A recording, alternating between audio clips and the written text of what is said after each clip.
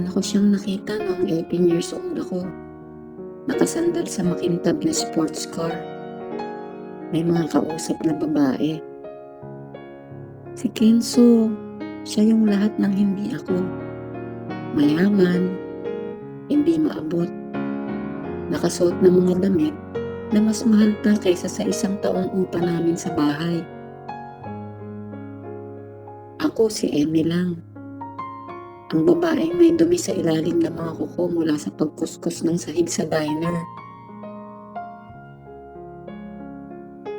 Pero nang magtagpo ang aming mga mata,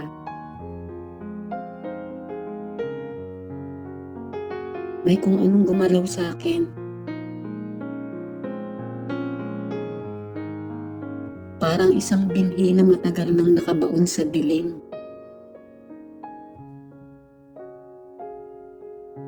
Nagtatrabaho ako ng dobling shift para tulungan si mama na bayaran yung mga bills.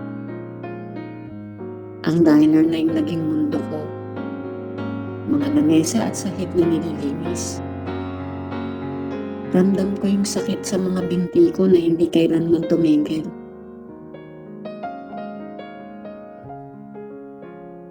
Isang araw, nagpunta sa diner si Kenzo. At mula noon, naging madalas na siya doon. Umu-order ng kape na halos hindi niya naman iniinom. Matamis ang ngiti niya habang pinapanood niya akong magpunas ng mga mesa. Hanggang sa inaya niya na ako na uminom din ng kape sa tabi niya.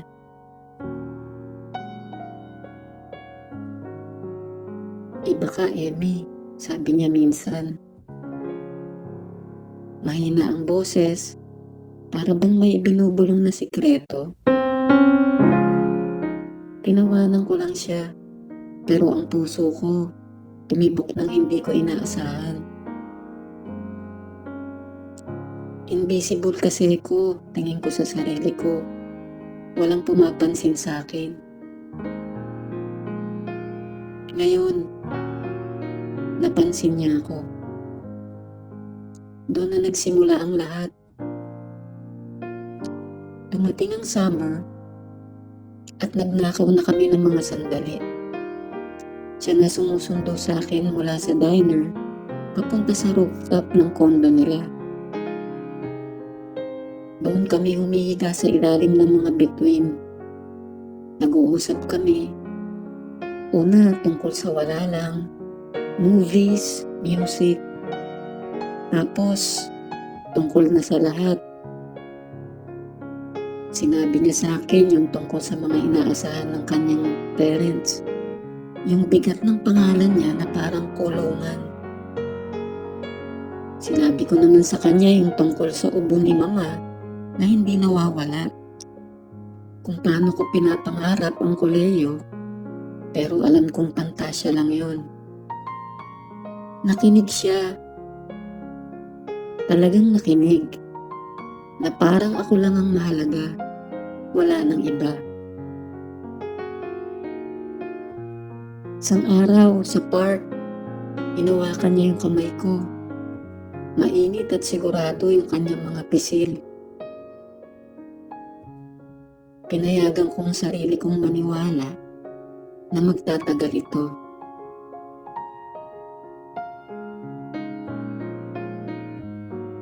At kinagabihan sa rooftop, doon niya ako hinalikan.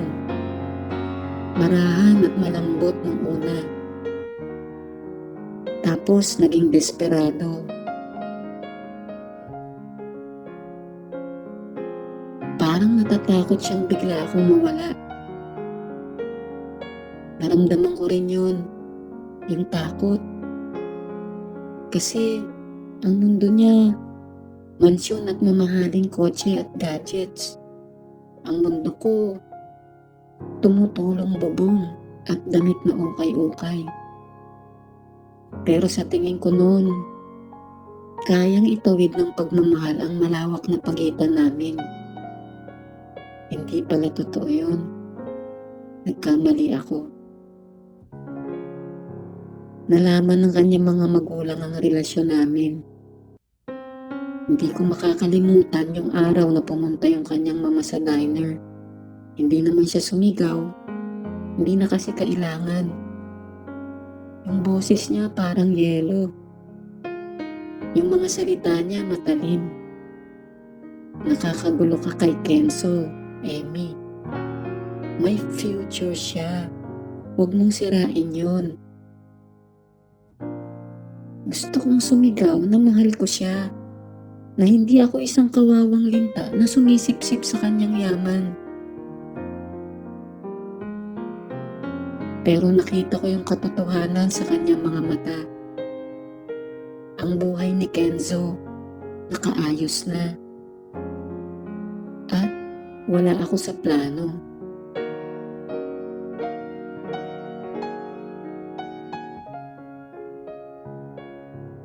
Lumaban naman siya para sa amin nung una, pero nadurog siya sa pressure ng parents niya. Nakita ko siyang nagbago.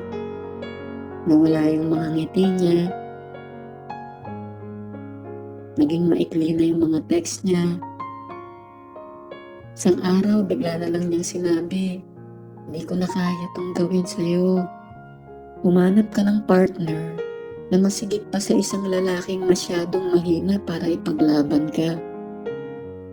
Gusto ko siyang kalugin. Sabihin na wala akong pakialam sa pera o pangalan. Siya lang ang gusto ko. Pero umalis na lang ako at iniwan siya.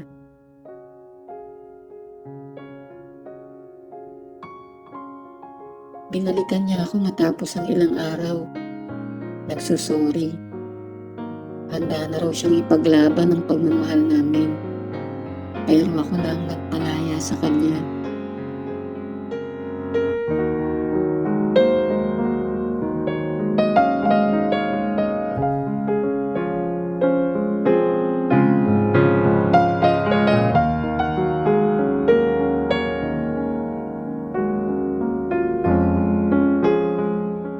Ngayon, 20 anyos na ako.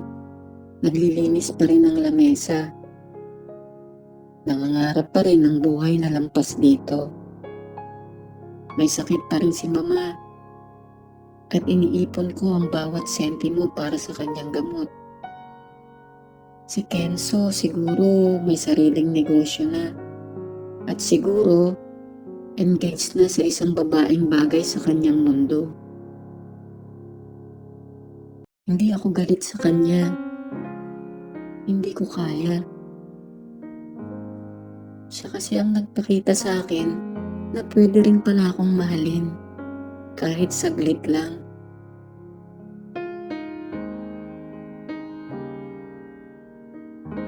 Pero natutunan ko, hindi lahat ng pagmamahal sapat para ipaglaban ka. Lalo na kung ang puso niya nakatali sa kagustuhan ng iba. Sabi nga ng iba, ang tunay na halaga mo, hindi kayang sukatin ng pera. Pero pwedeng baliwalain ng takot niya na mawala siya sa kinagisnan niyang mundo. Pag napapadaan ako sa tabi ng mansyon nila, di ko maiwasang hindi maitanong sa sarili, naiisip pa ba niya ako? Sana naman. At sana rin, masakit pa rin sa kanya kahit konti. Tulad ng sakit na nararamdaman ko pa rin hanggang ngayon.